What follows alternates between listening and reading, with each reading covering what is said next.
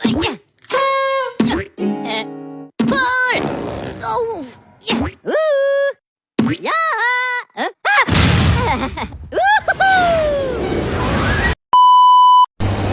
Assalamualaikum warahmatullahi wabarakatuh. Perkenalkan, saya Dela Adelia, NIM 202406002, Prodi Teknologi Hasil Perikanan, Fakultas Perikanan dan Ilmu Kelautan, Universitas Muhammadiyah Mamuju. Rabbi syrah li sadri wa yassir li amri wahlul 'uqdatam min lisani yafqahu qawli. Puji syukur marilah kita panjatkan atas kehadirat Allah Subhanahu wa taala, atas berkat rahmat dan hidayahnya sehingga kita masih diberikan kesehatan dan kesempatan. Salawat serta salam tak lupa tetap tercurahkan kepada junjungan kita Nabi besar Muhammad sallallahu alaihi wasallam, suri teladan kita semua. Baiklah, pada kesempatan kali ini, izinkan saya untuk menyampaikan beberapa pemikiran mengenai isu-isu aktual integrasi nasional. Isu-isu aktual integrasi nasional merujuk pada tantangan dan permasalahan terkini yang mengancam kesatuan dan persatuan bangsa Indonesia. Ini mencakup berbagai aspek kehidupan dan perubahannya terus berkembang seiring dinamika sosial, politik, dan ekonomi. Integrasi nasional sebuah proses menyatukan berbagai elemen bangsa yang beragam menjadi satu kesatuan yang utuh dan harmonis, merupakan pilar utama keberlangsungan dan kemajuan negara kita. Namun, dalam era globalisasi dan perkembangan teknologi informasi yang begitu pesat, tantangan terhadap integrasi nasional semakin kompleks. Kita semua tahu Indonesia itu kaya beragam suku, agama, budaya, dan bahasa. Keberagaman ini adalah kekuatan kita, tetapi juga bisa menjadi tantangan. Bagaimana kita menjaga persatuan di tengah perbedaan ini? Itulah yang disebut integrasi nasional. Sayangnya, beberapa hal sedang menguji persatuan kita. Yang pertama, berita bohong atau hoaks. Di media sosial, banyak sekali berita palsu yang bisa bikin kita saling curiga dan bertengkar. Kita harus pintar memilih informasi, jangan mudah percaya sebelum dicek kebenarannya. Hoaks adalah berita palsu yang sengaja dibuat dan disebar untuk menyesatkan orang.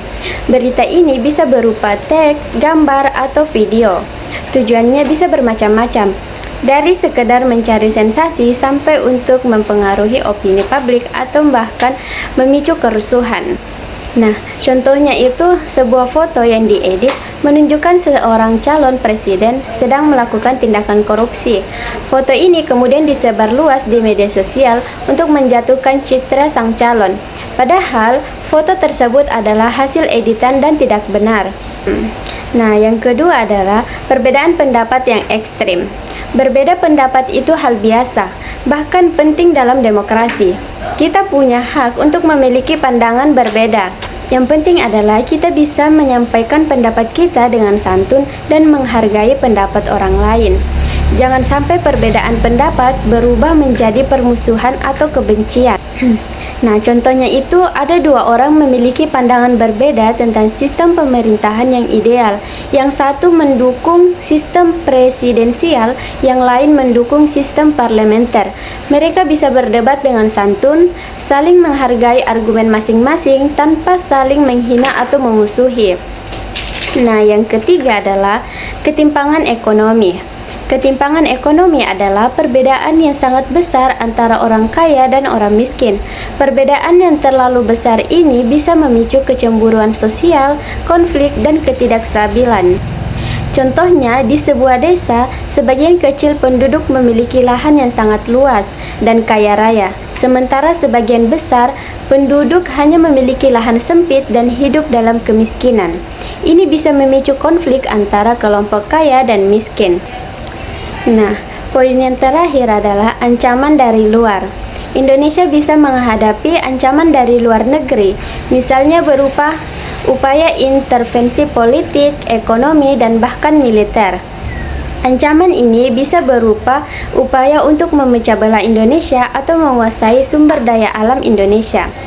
Contohnya adalah suatu negara mencoba untuk mempengaruhi hasil pemilu di Indonesia dengan cara memberikan dukungan finansial kepada salah satu calon presiden. Lalu bagaimana kita memperkuat persatuan kita? Itu ada 4 poin. Poin pertama itu kita saling menghargai. Kita harus saling menghormati perbedaan, baik suku, agama, maupun pendapat politik. Ingat semboyan Bhinneka Tunggal Ika. Yang poin kedua, bijak bermedia sosial. Jangan menyebarkan berita yang belum jelas kebenarannya. Lebih baik kita cek dulu informasinya dari sumber terpercaya. Poin ketiga, saling mengingatkan.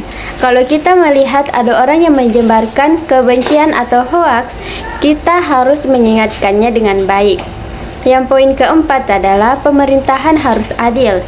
Pemerintahan harus memastikan pembangunan merata dan semua orang mendapat keadilan. Persatuan Indonesia adalah tanggung jawab kita bersama. Bukan hanya tugas pemerintah, tetapi juga kita semua sebagai warga negara. Mari kita menjaga persatuan ini dengan saling menghargai, saling membantu, dan saling mengingatkan. Indonesia akan kuat dan maju jika kita bersatu. Nah, mungkin itu saja yang dapat saya sampaikan. Semoga dapat bermanfaat bagi kita semua.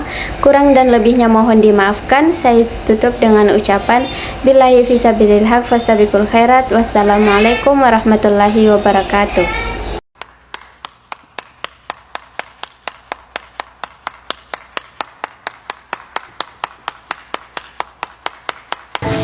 Oke teman-teman, terima kasih sudah menonton videonya.